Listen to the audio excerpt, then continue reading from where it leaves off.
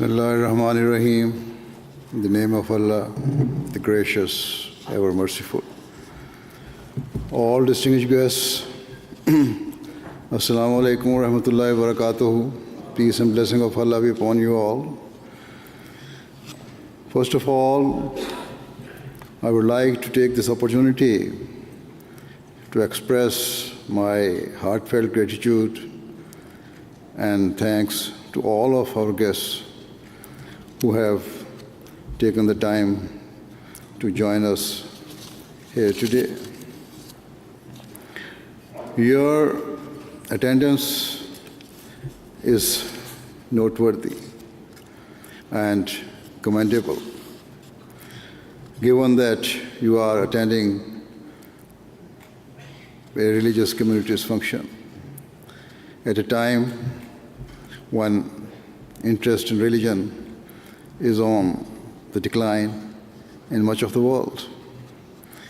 It is of even greater note that you are attending a Muslim event where a new mosque is being inaugurated, despite the fact that most of you are non-Muslims and have no religious or emotional affiliation with mosques or with Islam.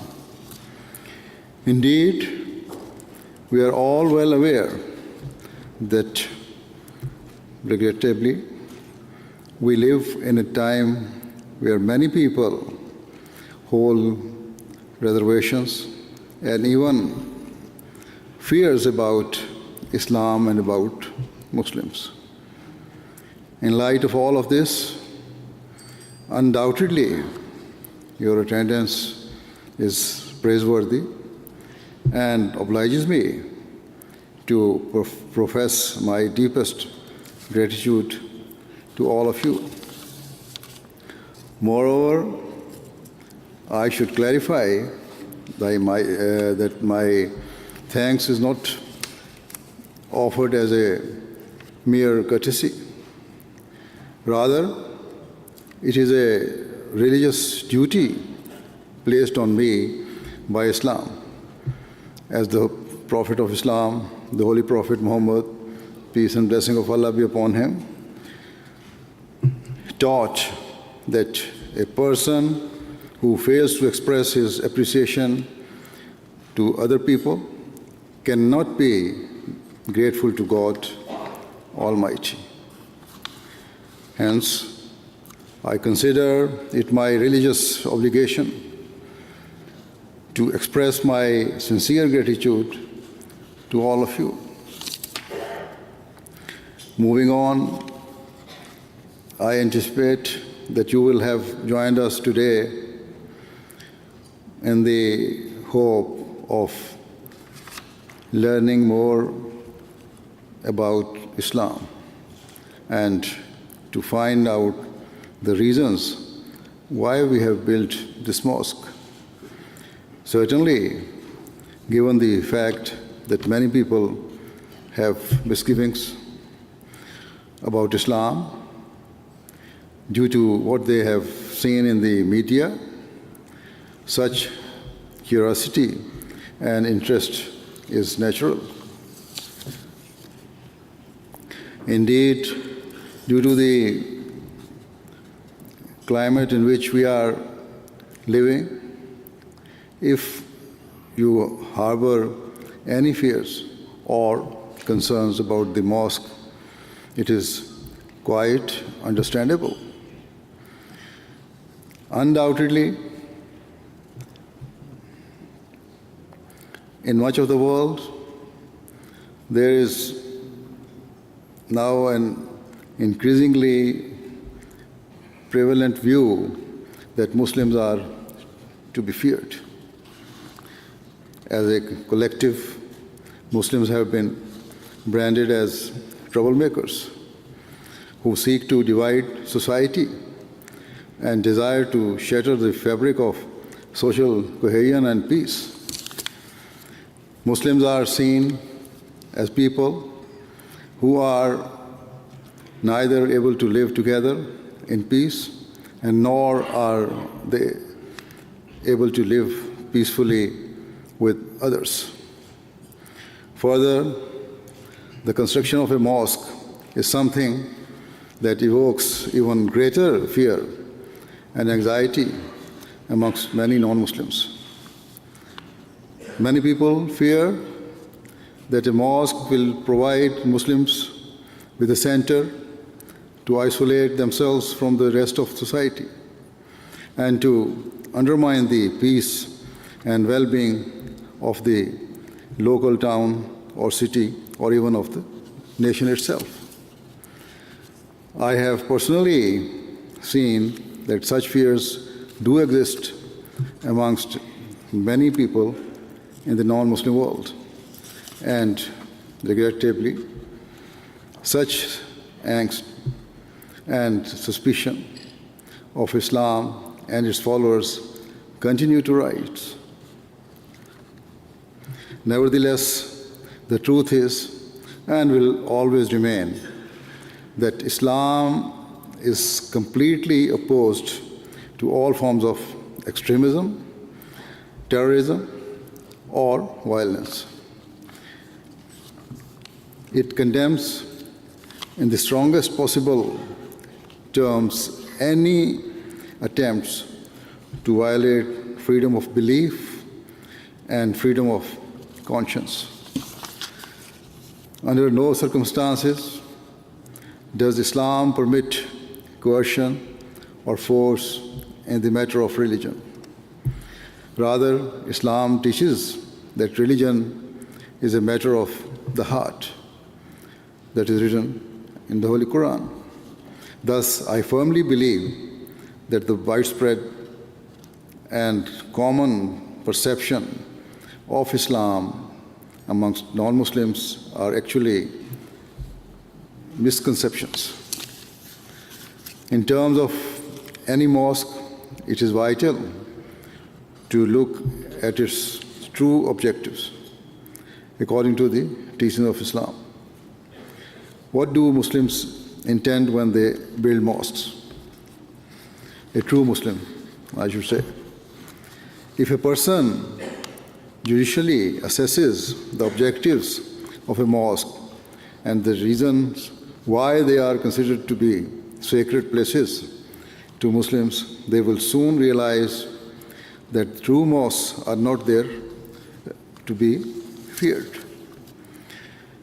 In order to alleviate any apprehensions that may exist amongst the local community, I shall now briefly mention the core purposes so that you can all better understand what this new mosque, and indeed all true mosques, represent. A primary objective of a mosque is, of course, the worship of the one God, and so mosques are a place where Muslims join together to bow down and prostrate before God Almighty in worship. Such worship is offered 5 times a day and is known as Salat. This is fundamental pillar of faith for every Muslim, which he or she must observe. A second crucial purpose of a mosque is to be a place for Muslims who join together for worship, to be able to strengthen their mutual relations and to develop unity amongst the community members. Hence, through their mosques, Muslims are able to forge greater ties of kinship and to establish an atmosphere of brotherhood and mutual sympathy. The third pivotal objective for any mosque is to be a means of introducing non-Muslims to the teachings of Islam and to fulfill the rights of the wider society. It is to provide a platform and venue from which Muslims can join together to serve their local community and to help all members of society, regardless of creed, caste, and color. Chapter 4, verse 37 of the Holy Quran states that, and worship Allah and associate not with Him, and show kindness to parents and to kindred and orphans and the needy, and to the neighbor who is a kinsman and the neighbor who is a stranger, and the companion by your side and the wayfarer, and those whom your right hands possess. Surely Allah loves not the arrogant and boastful. In this verse, the Holy Quran instructs Muslims to show kindness and compassion to a whole range of people. It calls on them to serve their parents, family members, other relatives, and also vulnerable members of society. It also places great emphasis on fulfilling the rights of one's neighbors. Neighbors are not just people who live in a person's immediate vicinity. Rather, the scope of neighbors in Islam is extremely far-reaching and includes those who live near, as well as those who live at a distance. It includes a person's colleagues and his travel companions, and much more besides. Therefore, in essence, all of the people of this city are the neighbors of this mosque. Thus, instead of destroying the peace of society, true mosques are built to foster peace between the people of different communities and beliefs. In short, mosques are places for Muslims to elevate their bond with their Creator, God Almighty, and to fulfill the rights of fellow human beings. Mosques that do not fulfill these paramount objectives are worthless and merely hollow shells that serve no purpose. Since its foundation, the Ahmadiyya Muslim community has built mosques across the world, and our history testifies to the fact that wherever we build mosques, we endeavor to fulfill the objectives that I have just outlined. Through our conduct and behavior, we seek to practically manifest and live up to our community's slogan of love for all and hatred for none. We seek to build ties of friendship with non-Ahmadis and non-Muslims. We strive for interfaith dialogue. We value and cherish our neighbors. We are ever ready to help those who are in need. We champion the rights of the weak and deprived. We are there to serve the community and to be loyal and faithful citizens. This is our faith and this is our teaching. This is why we build mosques. In light of this, I hope and pray that it is clear to all of you that a mosque is not something to be afraid of. A true mosque is not just a center for people to worship God Almighty, but is also a stage for them to serve their fellow beings.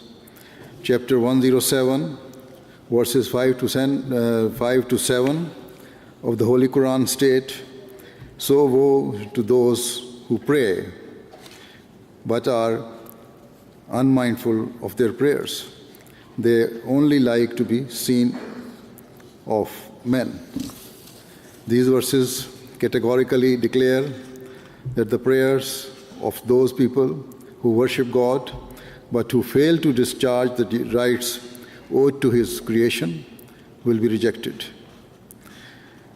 Their worship and entry into a mosque is nothing but an act and a superficial gesture. The Holy Quran is very clear that their prayers are meaningless and their hypocritical ways will lead only to their disgrace and despair. Consequently, the reality is that true Muslims who worship Allah the Almighty with sincerity can never do anything that harms or negatively affects the peace and well-being of a society, nor can they seek to undermine or seize the rights of other people, because to do so would be to betray their faith and to abandon the teachings of the Holy Quran and of the Holy Prophet Muhammad, peace and blessings of Allah be upon him. Thus, let me once again reassure you about this mosque. You have no reason to be anxious or concerned. The doors to the mosque will be forever open to all peace-loving people. They will always be open to those who value humanity. I am entirely confident that, God willing, this mosque will prove to be a symbol of peace, radiating nothing but love, compassion, and brotherhood throughout the city and far beyond. It will serve as a beacon, illuminating its surroundings and spreading light in every direction. It will be a house of peace in which the worshippers join together to serve their neighbors and to fulfill their rights. It will represent the enlightened teachings of Islam and dispel all fears and myths that exist about our religion. God willing, any lingering fears that may remain in the hearts of and minds of the local community will vanish altogether.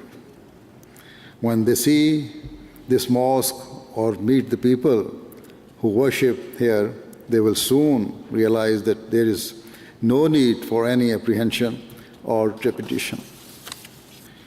Whilst it is easy to make such statements, I am convinced you will soon attest yourselves to the fact that Ahmadi Muslims practice what they preach and are people who not only proclaim Islam's teachings of peace, but who uphold them. It is my firm belief that the local community will soon realize that what I have said about the objectives of mosques are not sugar-coated words, masking a bitter pill, but represent the honest truth. At this time, I would also like to say that it is up to all members of society, whether Muslims or non-Muslims, whether religious or non-religious, to work together for the peace and prosperity of the world, rather than making allegations against one another or pinpointing each other's flaws and weaknesses. We should open our hearts to others and show grace and compassion. Instead of attacking each other's religions, and needlessly provoking one another. It is the urgent need of the time that we exhibit mutual respect and tolerance. True and long-lasting peace cannot suddenly develop with the click of our fingers. Rather, it requires us to focus upon those things that unite us and which bring us together, rather than letting our differences divide us and break our societies. I truly believe that we are passing through critical juncture in the history of the world, where both at a national and international level, the world is becoming increasingly polarized and divided. We stand upon the brink of disaster, and so now is the time to take a step back and focus all of our energies on protecting the future of mankind. Now is the time to show our humanity and to spare no efforts in developing peace in our communities, in our nations, and indeed throughout the world. Only if we come together and respect each other's beliefs, can we begin to heal the bitter rifts that have taken root in much of the world. Only then can we bequeath a legacy of hope for our children. Only then will we leave behind a prosperous and peaceful world for the coming generations. We must not be blinded by self-interest and greed. Rather, we must open our eyes and look to the common good. It is my sincere hope and prayer that all of us, no matter our religion or beliefs, can work together with a spirit of benevolence and mutual respect, and that our shared ambition is to make the world a better place for those who follow us. Our common goal should be to foster peace, harmony, and goodwill between the people of all communities.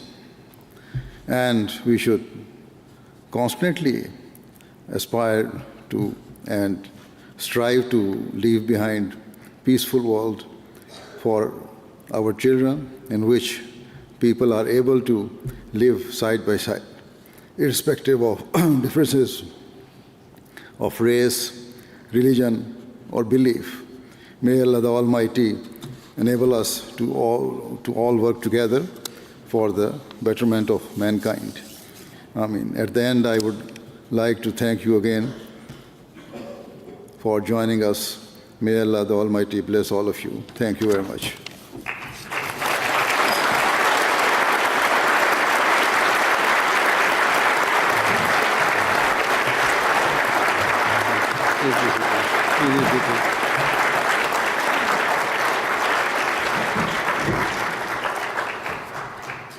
To conclude the formal program, we humbly request Hazur to lead us in silent prayers.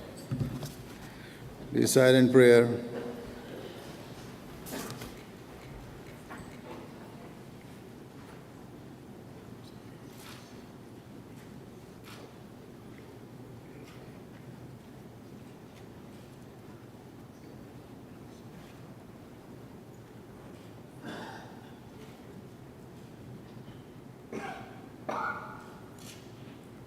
Amen.